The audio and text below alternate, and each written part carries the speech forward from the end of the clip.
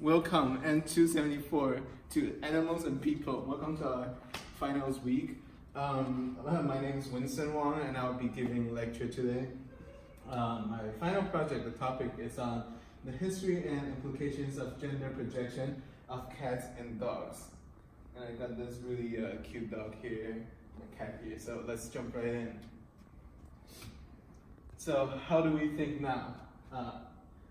What kind of language that we use? What kind of terms that we use in a society that already, have projections on cats and dogs?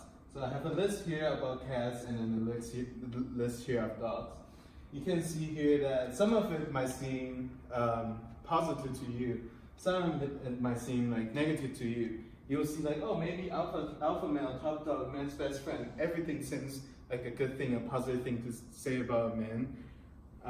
With the relationship with the dog, or like the dog's projecting men in a good way, but sometimes maybe it's not. Sometimes because men cannot show emotion in the society. So we're gonna talk about the positive way, the negative way of both.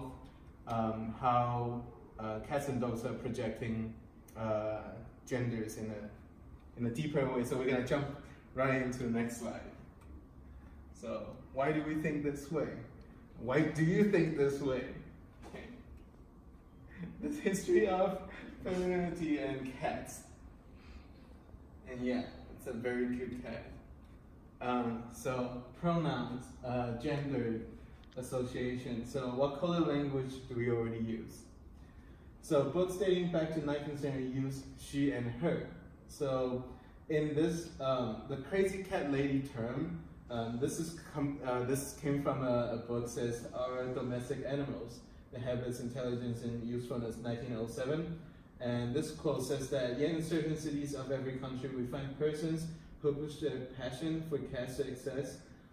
Generally, it must be said, they are elderly dames. Often they are mere nests of disease and objects of scandal to the neighborhood. So when this term first came out, it was not used in a good way. It was in a very demeaning way, even though like right now people somehow use it like to joke around. But when this first the verse first came out, it was pretty disrespectful, very stereotypical. And also here that a cat show. So like United States National Cat Show took place in starting very early 1871, and Women's Society organized cat shows to raise money for charities, often animal welfare organizations. So you might think that I thought that too, like, oh, maybe this is a good thing, associating cats and women in a good way. But also, men didn't have interest of doing those. So this is more stereotypical. It's like, okay, cat shows are for women, and men didn't want to do it. So like, it's a thing that the women do. So yeah, it's a pretty interesting topic, and this is a photography of Arnold Jen, 1869 to 94.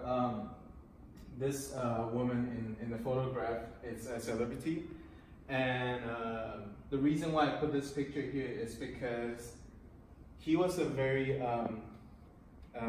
he's a male photographer at the time, a very famous one, and he did this series and only had pictures of women with cats, never with the men.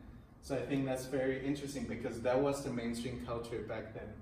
And the documentary that we watched, Kelly, and also the Egyptian goddess Bashet, as a way to project feminine in a way that the self cannot. So like using, like when we watched the documentary, the people started saying that, sometimes the cats are more feminine, so sometimes we see them, so like, in a way that projecting selves within cats, like, yeah.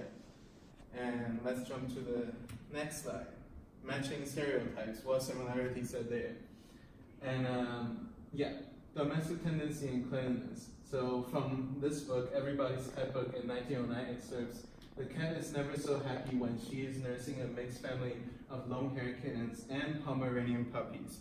So even of a different species, cats are, so like women and cats, they project, it's like even when they're taking care of another species, because cats are viewed, or like women are viewed so capable of doing the domestic task, of taking care of even another species. So, and I think this quote is very interesting. So the cat can very much pain without uttering a sound, and when ill-treated by wicked boys and men, do not even cry out as a dog does. If they did, perhaps they would be less ill-used. There's no doubt that the good qualities of cats are becoming more and more appreciated, so that in a few years, we may hope the cat will no longer be the ill-used and much abused little creature it was formerly. So if we go back and then switch out the word cat with women, we can see that it is pretty true. Like it's from 1909, but even in our today's society, it's pretty true. And I think it's pretty sad, but this is the thing that we need to work on and have discussion on. And that's the next one: the history of masculinity and dogs. There's a cute puppy there. And pronouns and gender associations. What coded language do we already use? So article dogfighting. We have this quote. It says that 19th and 20th centuries dogfighting came to be defined as an exclusive male sport, considered a rite passage into manhood for wealthy young men. So I had this conversation with my friend and says that, oh, isn't it the same as bull riding? It's not, because bull riding is actually, men involving within that sport. But watching dog fighting is like men are projecting themselves into dogs fighting, and when dogs fought and then when they lose and then when they win, they project that the pride back to themselves. So if the dog wins, I have that pride. So it's kind of interesting that from the dog fighting, it associates masculinity with dogs. And then if the dogs behave as heroes, then the men must be heroes also. Jackson Galaxy, world famous cat behaviors in House of Animals Planet, have those. It says default assumption of dog's gender is he. And we actually don't refer to ships or cars as he. Refer to them as she as well. We have to trust that they're going to take care of us because we don't have all the answers about them. We take care of the cars, we take care of the ships, but we expect that dogs are going to take care of us. So this is a very a picture of a dog in a soldier dressing, and yeah.